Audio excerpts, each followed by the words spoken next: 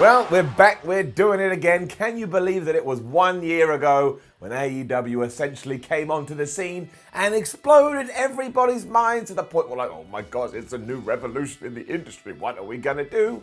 No, it's just a thing, or still an exciting thing. All Out is done. We head on over to October 2nd when AEW goes to TNT television. But for starters, we have to look at the latest pay-per-view and decide, was this any good? Or did All Elite Wrestling finally drop the ball? My name is Simon and this is WhatCulture Wrestling. Let's up those doubts.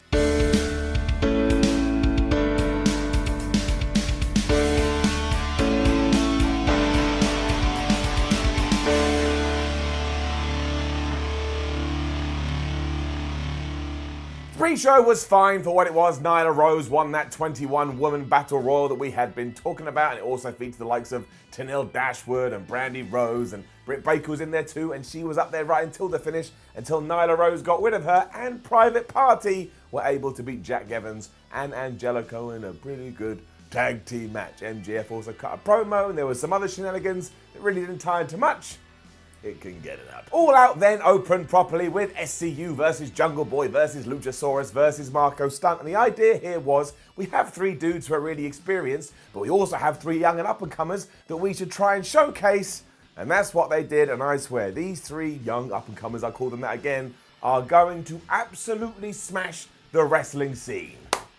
Give it up. It didn't last overly long, but I actually think that benefited the show, and we're going to talk about that in 1 second. And the kind of stuff that these three came up with was crazy. I can't even explain one bit to you, because like Jungle Boy was throwing Marco Stunt around into Luchasaurus' arms, who then threw him again, who then landed somewhere else, and he took out Christopher Daniels. Eventually SCU did get on top and they worked that heat on Jungle Boy, and then Luchasaurus got the hot tag, and somehow a man who thinks he is a dinosaur is one of the most popular people in the entire world. I now totally believe that sometime in the future we are going to see a world champion who is also part of the Jurassic period, and that is one of those things that is going to divide people right down the middle, but I'm happy to say I absolutely love it. I want to see Luchasaurus versus a Tyrannosaurus Rex. AEW will always surprise you though, because it wasn't Luchasaurus, Jungle Boy and Marco Stunt that got the win. We gave that to SCU, who put their brains together and used their experience in order to get the victory. We saw the BME on Jungle Boy, and that was 1, 2, 3. But look, it's one of those situations, we talk about it all the time, nobody lost here. And if you are a Lapsed fan and you decide, I'll tune into All Elite Wrestling, and you saw again Marco Stunt, Jungle Boy, and Luchasaurus, you must like them now, because if you don't, I don't know what you're looking for from pro wrestling. They're just so much fun. They're clearly having so much fun. When somebody has fun, it comes out of the television set and it just washes all over you like a cool fountain. Kenny Omega versus Pac was then the second match on the pay-per-view, and that was hilarious in many ways, because I can't envision any kind of scenario where that wouldn't kick ass. It kicked ass, and when things kick ass, gets it up. From the start, it was just great as Omega hammed it up and he kept stopping himself halfway through spots and kind of showing out to the crowd, which really pissed off Pac, and then they just pulled the trigger and away they went. At one point, Pac was flipping himself out of leg lariats and also just kicking Omega in the face as he tried to dive over the top ropes. If you were thinking you were going to get some kind of technical classic, which we did in bits and pieces, well, we didn't just get that, it was also absolutely hard-hitting. Neither of these two guys are going to feel particularly pretty when they wake up this morning. I also want to give a shout out to the Chicago fans, not just for this, but for the whole show in general, because they supported everyone in the way that you want to see. They knew Omega was the face, so they cheered him as such, and because they have so much love for Kenny, they were like, Pac, we respect you, and we know you're really good at what you do, but we're going to boo you like the bastard that you are. And he played up to that wonderfully as well. And then there was 450s, crazy spine busters, German suplexes that popped out of nowhere, which meant the surprise finish worked even better still. Because how did Pac manage to put Kenny Omega away? He passed him out using that like brutalizer suplex. Kenny couldn't breathe, and the ref had no choice but to wave it off and say, sorry bro, I'm giving it to the Brit. It means Pac is going to get a shot at the world title at some point down the line, but this also did a great job when it comes to Kenny Omega in AEW, and shout out to the commentators for putting this over strong. He's kind of struggling within the promotion at the moment, so what is he going to do to get out of this slump? I also want to say, let's not forget, Kenny Omega, one of the biggest stars in the world, putting people over like he's about to retire even though he's not. I like Kenny Omega. Let's be honest, I like Pac. This was damn entertaining. Talking of the commentary though, there was one really weird bit I just have to throw out there, because after these two had essentially tried to murder one another, Jim Ross made the comment, well now maybe they should go back into the ring and do a bit of mat wrestling. What was that? That is like watching every single season of Seinfeld, that when you're done going, maybe I'll stick on some Friends, you don't take steps backwards. Anyway, probably two of the only wrestlers on the card that could have pulled this off with absolutely no build and absolutely no story, because of course John Moxley was meant to be in this. He gets a Simon Miller round of applause. Right, now we've got a couple of ups out the way. I want to talk about the show in general, and I'll stick it right in the middle, because usually when you stick things right in the middle, you won't remember it because there's so much more to talk about before we get to the end. And I know some people are going to get wound up, but there are still some learning problems when it does come to AEW. The production was much better, but there are still a lot of camera cuts, and we all get on Kevin Dunn in WWE, so we've got to do the same thing here. And also they do miss some moves from time to time, but also it would be nice, just a little, I'm pulling at straws, I'm being a pedant, we do see a lot of suicide dives. And again, I know other companies do it too, but we're talking about AEW here. I think I saw around about 56,750 suicide dives, to the point in the main event, even good old JR went, wow, we have seen a lot of suicide dives here this evening. I can only imagine he said that because he was like, if I don't mention it, it's going to get mentioned anyway, we should try and own the problem. So yeah, I'm being a bit immature and I'm being a baby, but it started weighing on my mind without me deciding I wanted to weigh it on my mind, and that means it snuck into my soul and sat there in my subconscious. So it is going to get it down, run away. It was the Cracker Barrel Challenge after all of this though, which must have put sales of Cracker Barrel through the roof. It was mentioned so many times, and also I can't quite believe what I saw as Joey Janela took on Jimmy Havoc, who also took on Darby Allin. I think these three guys beforehand sat down and said, look, I know in the past many people have tried to kill each other in matches, but we should try and kill each other, and then we can bring each other back to life, then we can kill each other again, and if ghosts do exist, we'll kill the ghost as well. It was unbelievable. It's getting an up, but is it? Kinda? I guess so. Up. We saw thumbtacks poured into Havoc's mouth and then taped up, running pile drivers through tables.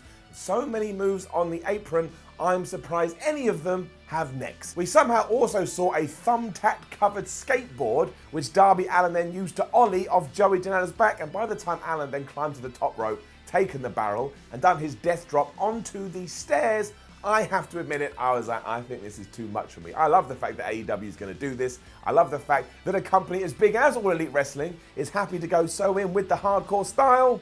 But look, we're all different. You're you, I'm me, in case you didn't know that and you thought that I was you, and you were me, you're not. Because of that, I found my line. I'm old, I'm dumb, I'm stupid, I'm a prude, I'm an asshole. There you go, I've said all the words. This for me had to get it down. And because I don't like getting yelled at, I went out and found someone to not only watch the rest of the match, but also to take up ups and downs just for this little portion. What an absolute baby that guy is, but it shouldn't be a surprise. But anyway, the finish to this was Jimmy Havoc hitting the Rainmaker to get the 1, 2, 3, and good for him. We like Jimmy Havoc here on ups and downs. And again, good for you, All Elite Wrestling. I say more violence, more brutality all the damn time. All right, I'm back. Hello, how you doing? Nice to see you again. I know you prefer him, but what are you going to do? But I will say, the craziness of the hardcore match then affected what came next, because it was the Dark Order taking on the Best Friends, and I think the fans were still reeling from what they had just seen, and here the card just took a little bit of a tumble. Not this was bad, it was fine, it was more than acceptable, but we do grade things on a curve here, on ups and downs, and yeah, if you look at it that way, it was just not as good as everything else we'd seen. Down. Dark Order won after the fatality on Taylor, which means they do get a bye in the first round of the tag team tournament, even though surely this was just the first round of the tag team tournament, but don't let sense get in your head. And the highlight of this was what happened afterwards. All the lights went out, and because the Dark Order have been doing that ever since they debuted in All Elite Wrestling, you thought, oh, I guess this is going to tie into that, but it didn't, because who was standing with the Super Best Friends? It was Orange Cassidy. The fans went crazy. He did a suicide dive. See, I told you, but it doesn't matter. This man is money, and he'll absolutely smash it. I support Orange Cassidy. And then for fans who have been looking for some top-notch women's wrestling, my word, did AEW give it to you. It was Rijo versus Cedar, It's getting it up. It's the sheer pace of the thing that gets me, and it is so fast. I would imagine that if you are watching on television like I was, you can't actually keep up with everything that's going on because it's like lightning. I don't get how two human beings can just be so quick. It was just go, go, go as soon as the bell rang, and we also saw a bunch of big moves that soon degraded into a tennis match. It was like, you hit me, right, I'll hit you. You hit me, right, I'll hit you. And as you know, that's how tennis works. It was Rijo somehow who won this after a head scissors pin, which means, yes, on the television tapings, we are going to get Rijo versus Nyla Rose to see who becomes the first ever AEW Women's Champion. But I swear, this was utterly ridiculous. It was then Cody versus Shawn Spears, and I'm not going to lie to you, as soon as I saw Brandy Rose walking backstage, I went, why is she dressed like a Borg? Then DDP arrived, he just swooped in from the side, and he was dressed as a member of the Next Generation, and by the time MJF popped up, dressed as if he was in Deep Space Nine, I was like, yep, I've finally seen it all in wrestling. We are getting a Star Trek entrance, which Cody proved when he popped up from the ramp, and he was donned out in it as well. This was all really unexpected, the same of which can be said for Pharaoh, Cody's dog, because he was not expecting the incredibly loud pyrotechnics that scared the absolute crap out of him. Poor dog. However, all of this is gonna get it up. It started awesomely because before the bell had even rung, Cody Rhodes just dived out of the ring and attacked Shawn Spears, and then they were brawling all over the place, and the match hadn't even officially begun. He also took a shot at Tully Blanchard, who of course was interfering the entire time, and at one point Earl Hebner had his back turned to proceedings and he gave Shawn Spears his belt, and Shawn was whipping Cody Rhodes. But let's not forget that MJF was also making a spectacle of himself, and that's what made this so interesting. Because as much as Tully was like, woohoo, look at me, MJF was doing that as well, and they kept teasing that maybe Cody doesn't want this, and maybe we're gonna get a feud between them down the line. They're gonna fall out. It all felt very old school though, and I mean that as a huge compliment because it was so much story and it was so layered, and we had the part in the middle which was designed to pop the crowd. MJF was having the crap kicked out of him by Shawn Spears. Tully was also in the ring, and who came down to sort out? The one, the only Arn Anderson. He gave Spears one of his trademark spine busters, and the crowd absolutely lost their minds like it had just been announced we're going to have Christmas every single day.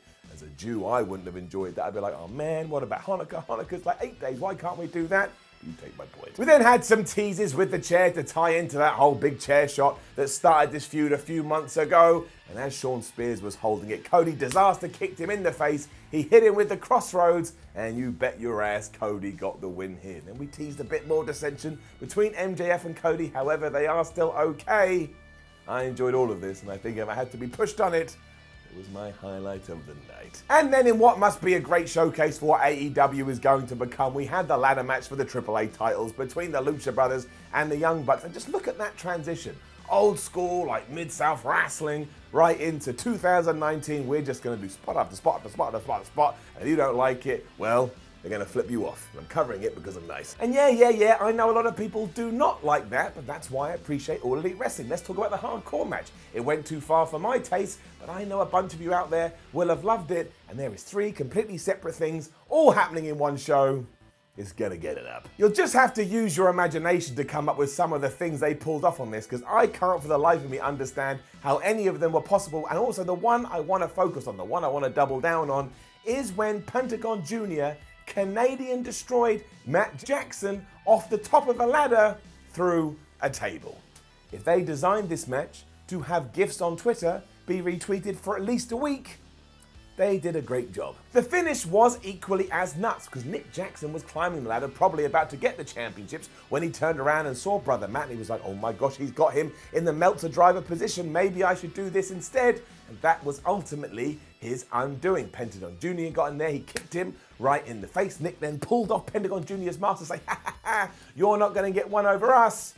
Well, they did. The Lucha Brothers hit Zero Fear on an already set up ladder, and then they were able to climb up that steel and retain their AAA titles. This was borderline unreal, and I don't understand how 4 men can do this and still be walking around after the fact. And I'm going to say this, I know it's still early days, but I would eventually like to segue back into the more storytelling psychology stuff that the Young Bucks do.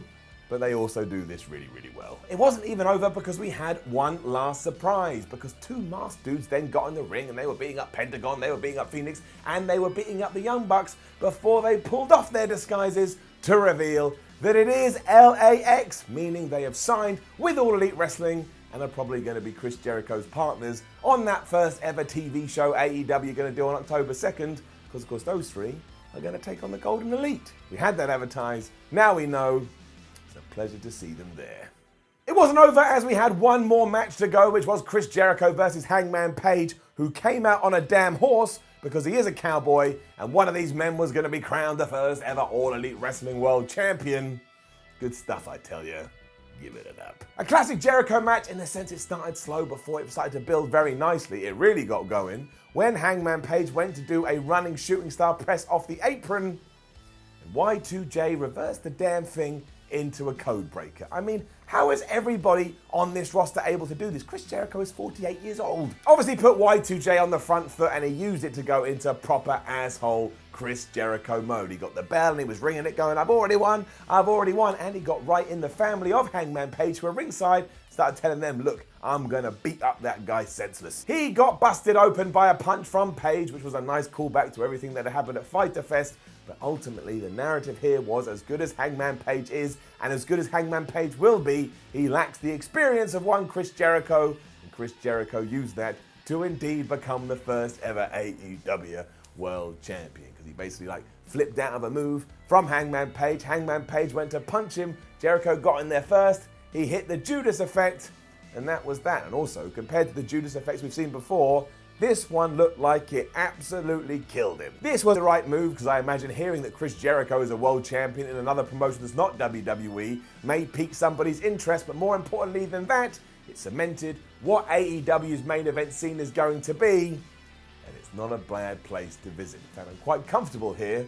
I hope I am here for some time to come. It's fair to say that maybe there could have been a bigger hoopla made of the fact we just crowned the AEW World Champion, but whatever, that's pulling at straws. This show was already 5 hours, and that's what I want to address now. Now, it is unfair that I'm putting this on AEW's shoulders, but I watched a lot of wrestling in 2019, and I can't understand why 4.5 or 4 to 5 hours has become the norm for pay-per-views. We could have cut it at 4, and it would have been much better, especially then, because you're not just getting 20-minute match, followed by 20-minute match, followed by 20-minute match. Sometimes it is nice to have 20-minute match, 8-minute match, 50-minute match, 4-minute match. And because of that, I know you're going to get really mad, but I'm taking a stand, damn it. That is one final down. But then we quickly move on. I quickly say words quickly to trick your mind, and we get the spinning arrow up for the overall show, and of course, it gets an up. Is it the best thing we've seen from AEW so far? No. But does it set them up for a pretty damn good TV run soon? You're damn right it does, especially because I think now the mid and undercard, they need TV, they need those stories to make their matches on pay-per-view feel even more important. But as you can see, I'm still excited. I am still pumped. Now, don't forget to leave a comment below and let us know what you thought about last night's show. Like, share, and subscribe. Head on to WhatCulture.com, read yourself some articles, follow WhatCulture on Twitter, WhatCulture WWE. Watch more videos here on WhatCulture.com, including ups and downs for New Japan Royal Quest. My name is Simon from WhatCulture. I will finally draw a line under this week and the ups and downs ride, but we'll be back on Tuesday. We're going to have an episode of Raw. Maybe they're going to try and counteract this. We will find out.